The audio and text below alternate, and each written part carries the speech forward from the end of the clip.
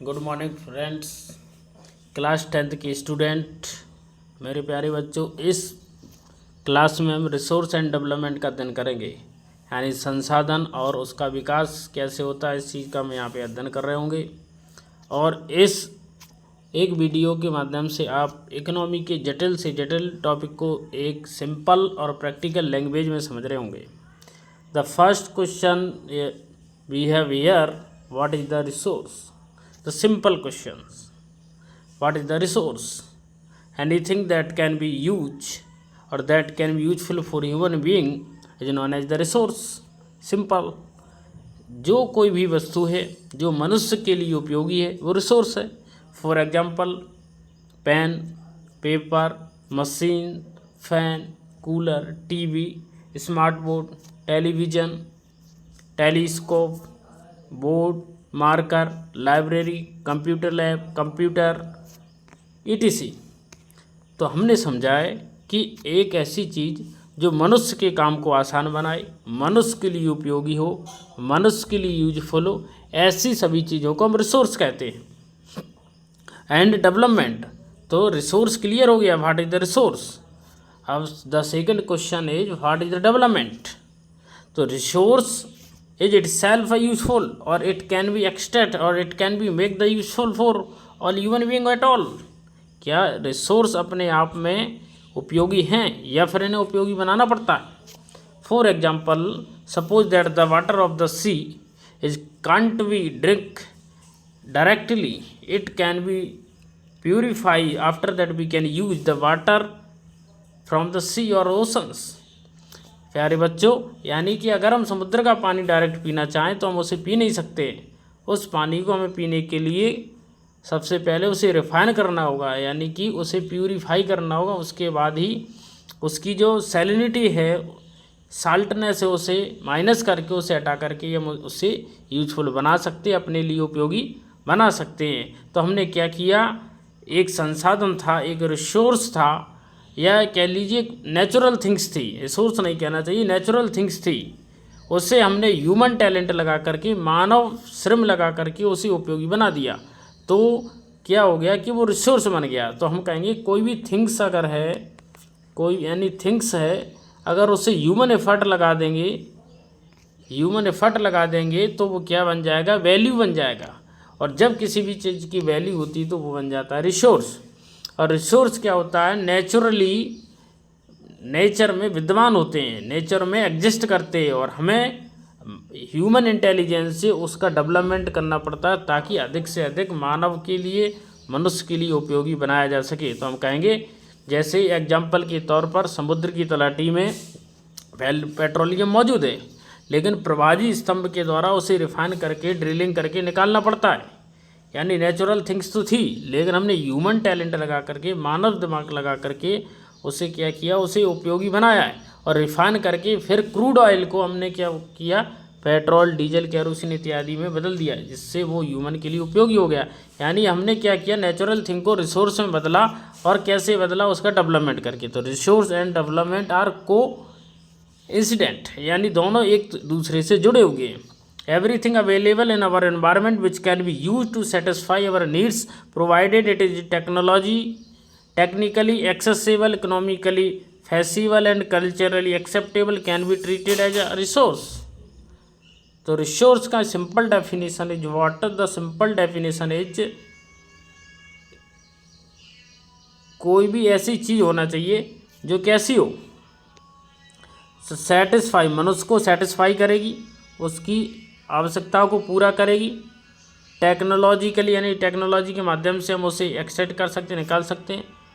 Accessible का मतलब हर मनुष्य के लिए उस पर पहुँचा आसान। इकोनॉमिकली का मतलब होता है कि लोग उसे अफोर्ड कर सके, ज़्यादा महंगी भी नहीं हो, क्योंकि अगर ज़्यादा महंगी होगी तो लोग उसे अफोर्ड नहीं कर पाएंगे, तो उस चीज़ का ज़्यादा मूल्य रह नहीं जाएगा।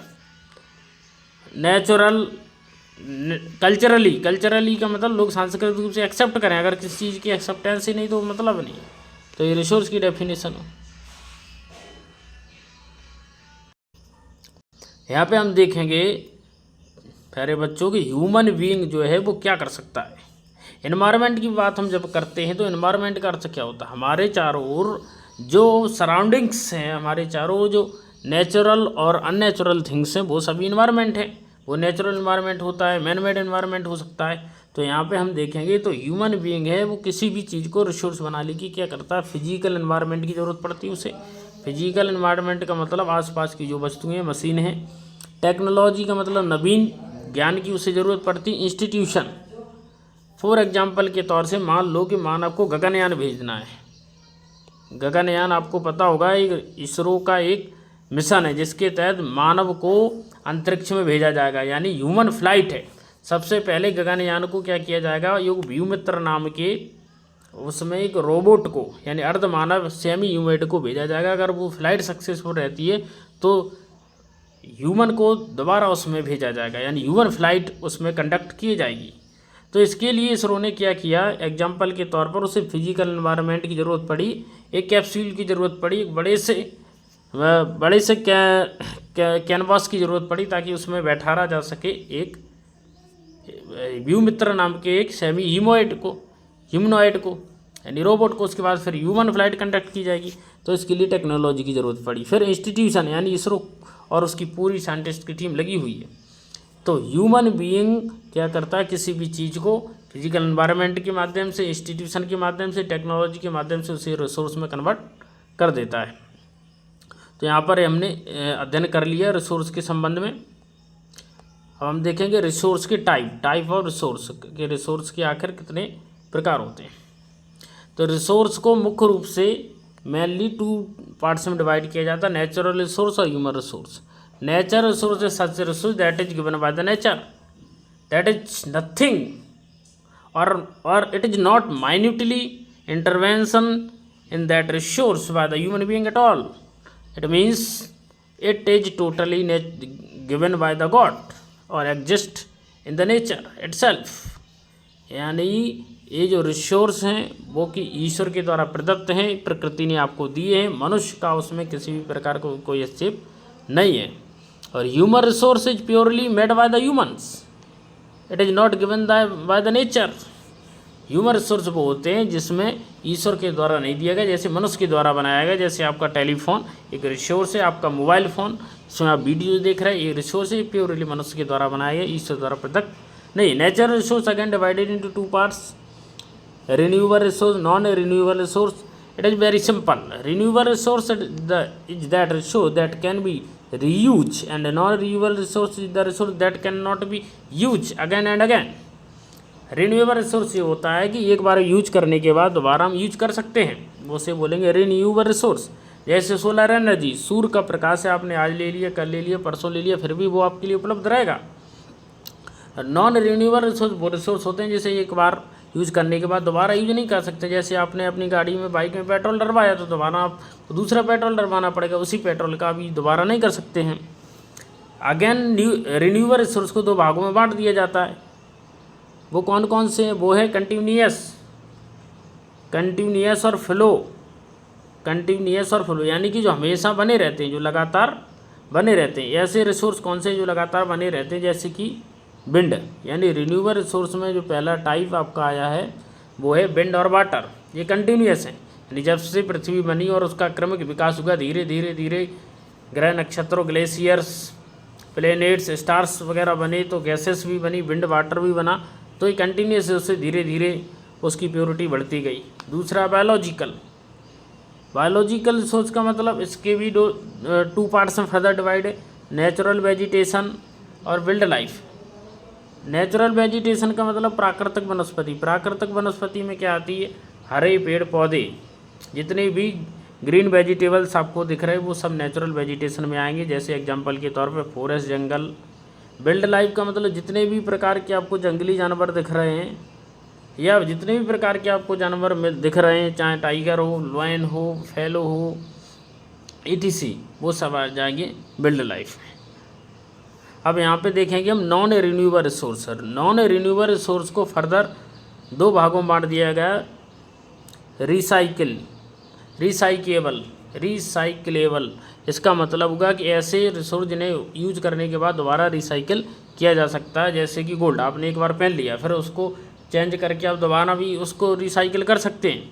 नॉन रिसाइकिल्स का मतलब फॉसिल फ्यूल, जैसे कि पेट्रोलियम है, डीजल है, केरोसिन है, एक बार यूज करने, CNG गैस एक बार यूज करने के पश्चात आप दोबारा उसका यूज नहीं कर सकते।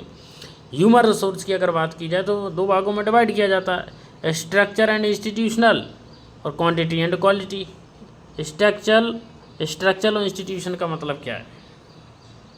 स्ट्रक्चर और इंस्टीट्यूशन का मतलब ये है कि क्या वो वास्तव में स्ट्रक्चर है, जैसे कि एग्जांपल के तौर पे मान लो जीएनएस पब्लिक स्कूल एक स्ट्रक्चर है, 9th की क्लास यहाँ लगेगी, 10th की क्लास यहाँ लगेगी, ऊपर छोटे बच्चों की 1 to 5th या 1 to 6th क्लास लगेगी। और क्वांटिटी और इंस्टीट्यूशन मतलब एज अ होल, स्टाफ है, टीचर है, ऑफिस है, इंस्टीट्यूशन है। इसके अलावा क्वांटिटी और क्वालिटी। क्वांटिटी का मतलब मान लीजिए कि एग्जांपल के तौर पर जीनियस पब्लिक स्कूल में बहुत सारे बच्चे हो जाते हैं तो क्वांटिटी तो बढ़ गई, लेकिन यदि उसमें कंप्यूटर लैब वगैरह की सुविधाएं उपलब्ध नहीं है तो क्वालिटी थोड़ी ना बढ़ी। अच्छे टीचर नहीं है बच्चों के लिए तो क्वालिटी नहीं बढ़ी। तो ह्यूमन रिसोर्स में क्वांटिटी के साथ क्वालिटी बहुत ज़्यादा ज़रूरी होती है। आपको केवल पढ़ाया ही नहीं जाना चाहिए, रटवाया ही नहीं जाना चाहिए, बल्कि समझाया भी जाना चाहिए। ज़रूरी नहीं कि आपको 20 टीचर उपलब्ध हों, आपको 5 टीचर उपलब्ध हों, लेकिन वो क्वालिटी के होना चाहिए। तो रिसोर्स हम कहेंगे कि क्वांटिटी के साथ क्वालिटी भी ज़्यादा इम्पोर्टेंट है। तो हमने इस वीडियो में क्या समझा अभी तक, क्लासिफिकेशन ऑफ द रिसोर्स, कि रिसोर्स का क्लासिफिकेशन कैसे किया जाता है। फास्ट गति से हम इस चीज़ को समराइज करेंगे। रिसोर्स को 2 भागों में डिवाइड किया, natural resource, human resource. Natural resource को 2 भागों में बांटा, renewable resource, non renewable resource. Renewable resource वो होते हैं जिन्हें हम दोबारा यूज कर सकते हैं, नॉन रिन्यूएबल रिसोर्स वो होते हैं जिन्हें दोबारा यूज नहीं कर सकते हैं। कंटिन्यूस में वो आते हैं जो लगातार धीरे धीरे विकसित होते हैं, जैसे विंड और वाटर, उनमें प्योरिटी आती जाती है, लेकिन एनवायरनमेंट का या प्रदूषण का प्रभाव होने पर वो प्रदूषित भी हो सकते हैं, गंदे भी हो सकते हैं। और फिर बायोलॉजिकल में देखा था हमने नेचुरल वेजिटेशन और विल्ड लाइफ को। फिर ह्यूमन रिसोर्स में हमने 2 भागों में बांटा, स्ट्रक्चरल इंस्टीट्यूशन, क्वांटिटी और क्वालिटी। नॉन रिन्यूएबल रिसोर्स को हमने रिसाइकल और नॉन रिसाइकल के बारे में बांटा। वीडियो अच्छी लगती तो चैनल को लाइक, सब्सक्राइब, शेयर जरूर करें। यहाँ पर हम देखेंगे डेवलपमेंट ऑफ रिसोर्स। रिसोर्स के डेवलपमेंट के लिए हमें किसकी ज़रूरत पड़ेगी? फिजिकल एनवायरनमेंट की ज़रूरत पड़ेगी। फिजिकल एनवायरनमेंट का मतलब क्या होता है कि सबसे पहले हमें आसपास कौन सी जगह है वो हमें पता करना पड़ेगा कि रिसोर्स कहाँ है। Depletion of the resource of satisfying the grids of the few individual. कभी कभी क्या होता है कि मनुष्य अपने विकास के लिए संसाधनों का बहुत ही ज़्यादा यूज करने लगता है, अपनी सेटिस्फाई करने के लिए, खुद की संतुष्टि को पूर्ण करने के लिए, या कुछ लोग अपनी उद्देश्य संतुष्टि को पूरा करने के लिए सोर्स का बहुत ज़्यादा यूज करते हैं। इससे क्या होता है? Depletion of resource for satisfying the greed of a few individual. कुछ लोगों की आवश्यकताएं या लालच को पूरा करने के लिए क्या होता है? रिसोर्सों का बड़े पैमाने पर क्षरण किया जाता है, डिप्लीशन किया जाता है। इससे रिसोर्स क्या होते हैं? प्रकृति में कम होते जाते हैं। Accumulation of resources in a few hands, which in turn divided the society into 2 segments. Example, have and have nots, rich और poor। क्या होता है कि जब संसाधन बनाए जाते हैं तो कुछ अमीर लोग होते हैं, कुछ उद्योगपति होते हैं, वो संसाधनों पर नियंत्रण कर लेते हैं। तो क्या होता है, ऐसी स्थिति में संसाधनों का संकेंद्रण हो जाता है। हैव का मतलब जिसके पास पूरी तरीके से संसाधन है, और हैव नॉट का मतलब जिसके पास संसाधन है ही नहीं। तो 2 वर्ग बन जाते हैं, एक अमीर वर्ग यानी रिच वर्ग और एक पुअर वर्ग। रिच का मतलब जिसके पास बहुत ज़्यादा संसाधन है, गाड़ी है, बंगला है, मकान है, प्लॉट है और टेक्नोलॉजी है, संसाधन है। रिच का मतलब पुअर है, जिसके पास साइकिल है, 2 वक्त की खाने की व्यवस्था नहीं। ऐसे व्यक्तियों को हम पुअर यानी गरीब की श्रेणी में रखेंगे, यानी ऐसे व्यक्ति जो है हैव नॉट की कैटेगरी में आएगी। इससे क्या होता है? इनइक्वालिटी बढ़ती है। क्या होता है? इनइक्वालिटी बढ़ती है। फिर discriminate exploitation of resource has led to the global ecological crisis such as the global warming, ozone layer depletion, environmental pollution. तो जब अति हो जाती है किसी भी चीज़ की तो वो बहुत ही हानिकारक होती है। आप यहाँ पे देख रहे हो कि discriminate exploitation of the resource has led to the global ecological crisis. पारिस्थितिकी की समस्या पैदा होती है, ग्लोबल समस्याएं पैदा हो जाती है, जैसे ग्लोबल वार्मिंग। पृथ्वी का तापमान निरंतर बढ़ने लगता है। क्या होने लगता है? पृथ्वी का तापमान निरंतर बढ़ने लगता है। ग्लोबल वार्मिंग का मतलब होता है धीरे धीरे पृथ्वी का तापमान एक औसत तापमान से ज़्यादा हो जाता है। इस कंडीशन को हम ग्लोबल वार्मिंग कहते हैं। ओजोन लेयर डिप्लीशन, ओजोन परत का क्षरण हो जाए। समताप मंडल, हमारी पृथ्वी पर 5 मंडल जो देखने को मिलते हैं उनमें एक मंडल है समताप मंडल। तो समताप मंडल में ओजोन परत पाई जाती है।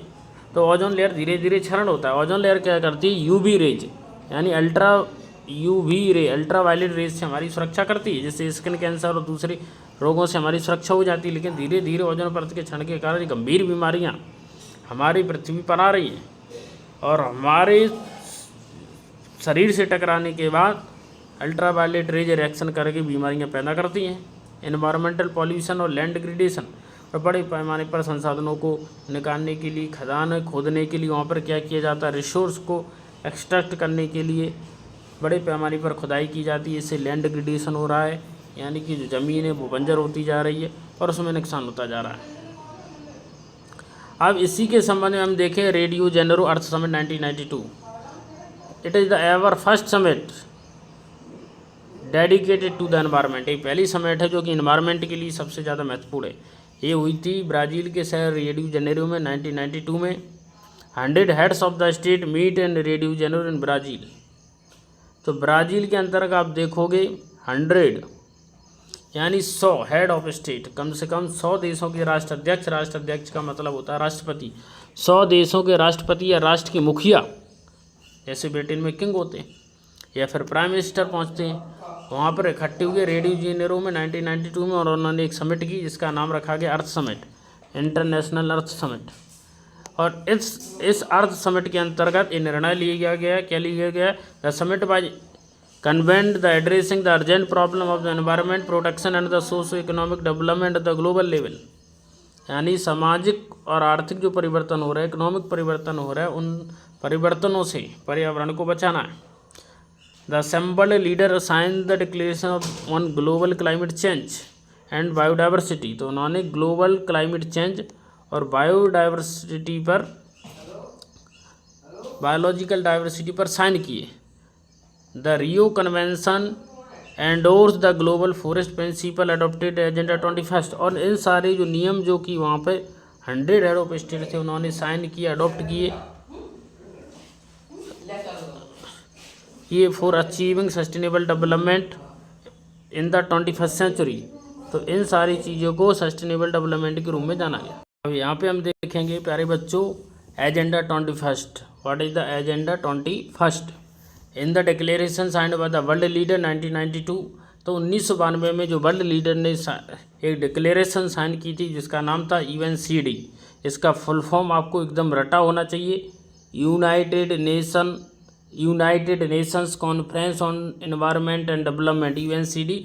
1 नंबर्स में आपका सीधा ऑब्जेक्टिव क्वेश्चन पूछ लिया जाएगा, what is the full form of UNCD? तो United nation conference on environment and development took place कहाँ हुई थी, ये भी आपको याद रखना है। ये अदर इंपॉर्टेंट क्वेश्चन है, where is the take place, Rio de Janeiro Brazil. ये रेडियो जेनेरो ब्राज़ील के शहर रेडियो जेनेरो में हुई थी।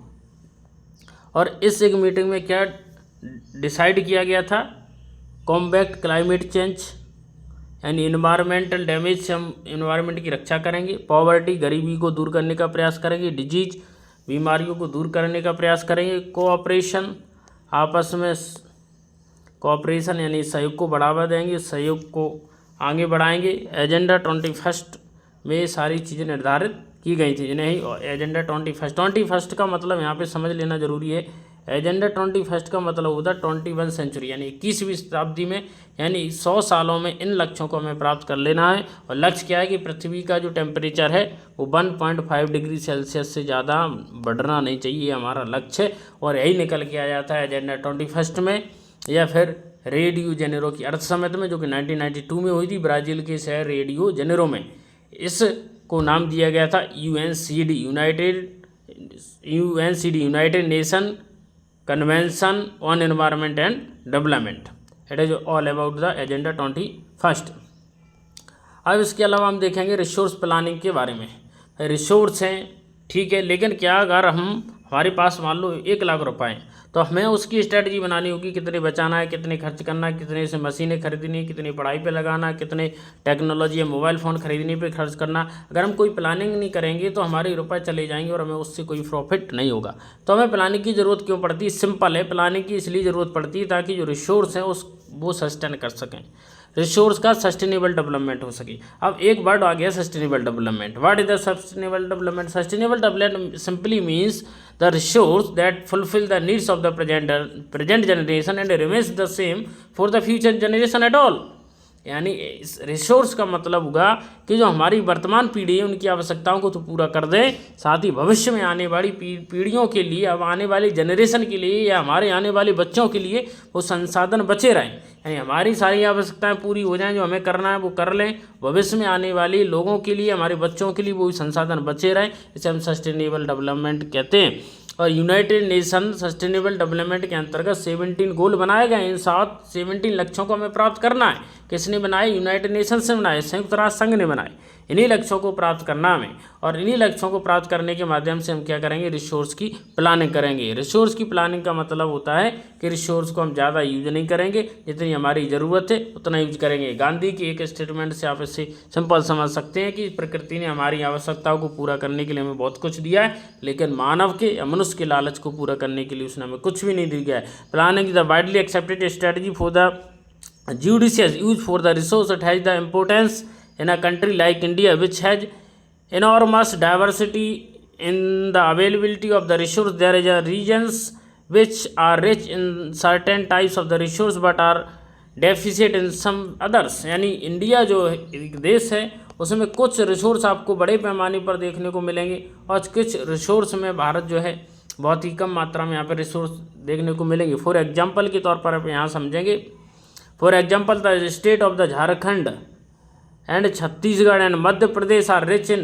Minerals and coal deposit. तो इन राज्यों में झारखंड, छत्तीसगढ़ और मध्य प्रदेश में आपको मिनरल्स और कोल यानी कोयला की डिपॉजिट बड़े पैमाने पर देखने को मिलेंगे। लेकिन Arunachal Pradesh has the abundance of the water resource but lack in the infrastructure.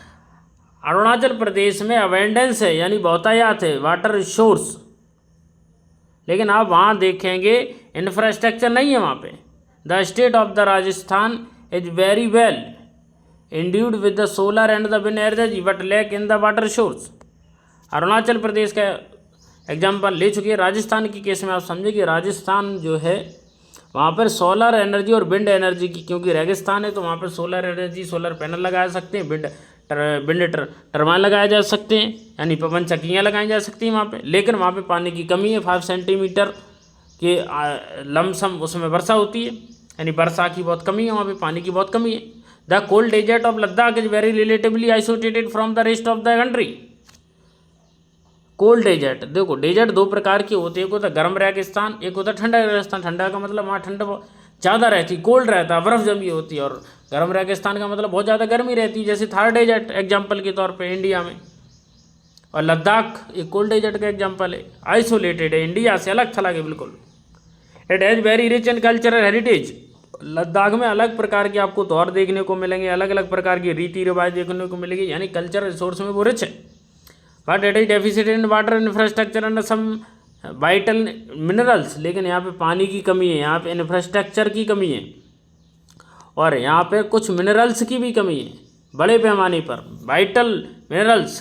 This call the balance resource planning at the national, state and regional and local level. जब हम रिसोर्स की प्लानिंग की बात करते हैं तो हम ये नहीं कहते हैं कि रिसोर्स को केवल भारत सरकार ही मैनेज करेगी, बल्कि नेशनल लेवल पर होना चाहिए, यानी भारत सरकार तो करे, स्टेट यानी राज्य सरकारी भी करें, रीजनल यानी नगर पालिकाएं, नगर निगम जी सारे करें, लोकल लेवल का मतलब ग्राम पंचायतें और सरपंच भी मिलकर काम करें, यानी पूरे देशवासी, देश के जिनके हाथों में सत्ता है, जिनके हाथों में डिसीजन मेकिंग पावर है, वो सभी मिलकर के रिसोर्स या संसाधनों को बचाने के लिए प्रयास करेंगे, तभी रिसोर्स की अच्छी तरीके से प्लानिंग हो सकेगी। तो आपने इस माध्यम से ये समझा है कि रिसोर्स की आखिर प्लानिंग की हमें ज़रूरत क्यों है।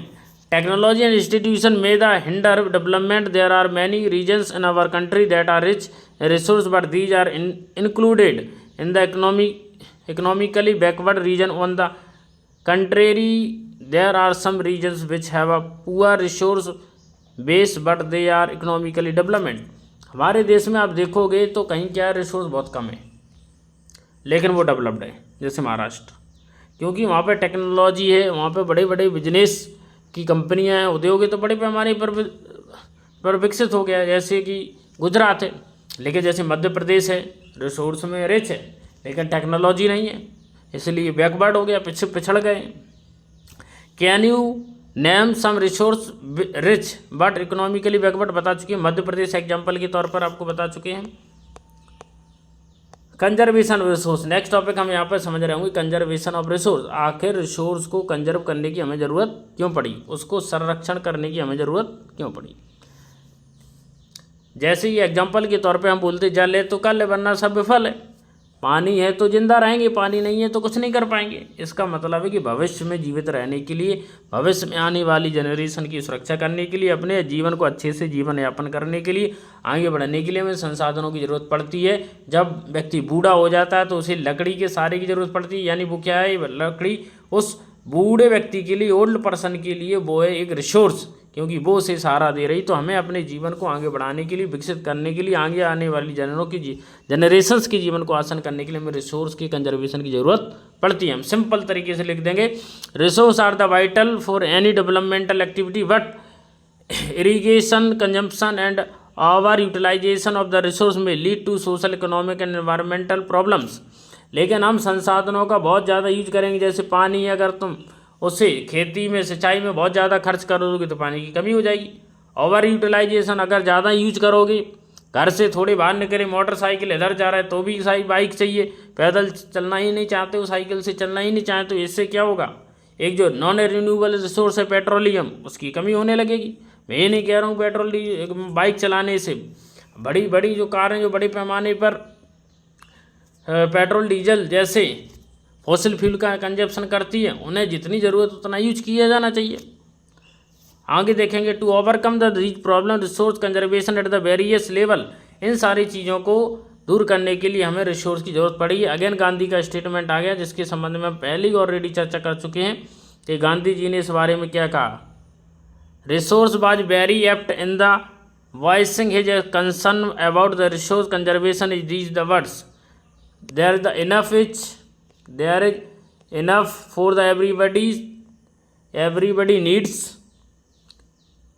not for anybody's greed, यानी प्रकृति के पास इंसान के आवश्यकताओं को पूरा करने के लिए बहुत कुछ है, लेकिन उसकी लालच को पूरा करने के लिए कुछ भी नहीं। Place the greedy and selfish individual and exploitation nature of the modern technology as the root cause of the resource depletion at the global level. He was against the mass production at the wanted to resource, it was the production of the masses। तो आप इस संबंध में ये सारी चीज़ें समझ गए होंगे। गांधीयन फिलोसफी आई, स्मॉल इज ब्यूटीफुल नाम की ये बुक आपको याद रखना है, small is beautiful. 1968 subsequently 1974 Gandhian philosophy was once again represented the Schumacher book. तो बुक का नाम याद रखना और राइटर का भी नाम याद रखना। राइटर क्या नाम है, इन्वायरमेंटलिस्ट है, इनका नाम है शूमेकर। क्या नाम है, शूमेकर। इन्वायरमेंटलिस्ट है यानी पर्यावरणविद है, पर्यावरणविद का मतलब जो पर्यावरण को बचाने के लिए काम करते हैं। शूमेकर की बुक का नाम स्मॉल इज ब्यूटीफुल। क्वेश्चन पूछा जाएगा, who is the writer of the book small is beautiful, the writer is shoemaker. इसमें किसके बारे में वर्णन किया गया, इसमें गांधीयन फिलोसफी के बारे में वर्णन किया कि गांधी जी ने पर्यावरण को बचाने के लिए अपने क्या विचार दिए, क्या क्या तरीका बताए। इसके अलावा ब्रुटलैंड कमीशन रिपोर्ट 1987, क्वेश्चन आएगा ब्रुटलैंड कमीशन रिपोर्ट कब आई थी, तो 1987 में आई थी। एक किससे संबंधित थी, ये वैश्विक लेवल पर, ग्लोबल लेवल पर रिसोर्स कंजर्वेशन से संबंधित थी। यानी केवल भारत में, मध्य प्रदेश में या इंडिया में ही रिसोर्स बचाने की जरूरत नहीं, एशिया में रिसोर्स बचाने की जरूरत नहीं, बल्कि रिसोर्स को बचाने की जरूरत हमें वर्ल्ड लेवल पर है। पूरी दुनिया को रिसोर्स बचाने की जरूरत है। यही कहा था ब्रुटलैंड रिपोर्ट ने, केवल हम एक रीजन में, एक क्षेत्र में रिसोर्स को बचाते रहेंगे, इंडिया रिसोर्स को बचाते रहे और अमेरिका रिसोर्स का यूज करता रहे, डेवलपमेंट करता रहे, विकास करता रहे, तो भारत तो पीछे पिछड़ जाएगा और अमेरिका विकास या डेवलपमेंट की रेस में आगे निकल जाएगा, तो भारत का तो नुकसान हो गया। तो हम कहेंगे कि रिसोर्स को डेवलपमेंट की ज़रूरत हमें सिर्फ इंडिया में नहीं है, बल्कि पूरे वर्ल्ड में हमें रिसोर्स को बचाने की ज़रूरत है, तभी हम उससे आगे बढ़ पाएंगे। तो क्वेश्चन ये आया कि बाद में जब विवाद हुआ, तो विवाद में ये सामने आया कि जो अमीर देश हैं उन्होंने तो अपना विकास कर लिया रिसोर्स को यूज करके, बहुत सारा petroleum, diesel, kerosene, resource, metal, non metal, बहुत सारी चीज़ों का कंजप्शन कर लिया, प्रकृति का कंजप्शन कर लिया उन्होंने। लेकिन गरीब और विकसित देश, विकासशील देश हैं जो अभी इन संसाधनों को यूज करने की ओर अग्रसर हो रहे हैं, उन्होंने तो नहीं कर पाया। तो इसके लिए सिमिलर रिस्पॉन्स क्या होगा, एक कंसेप्ट को लाया गया, similar but differentiate responsibility, similar but या same but differentiate responsibility. Same का मतलब सभी देशों की उत्तरदायित्व कि पर्यावरण को बचाएं, लेकिन उनके उत्तरदायित्व अलग अलग होंगे।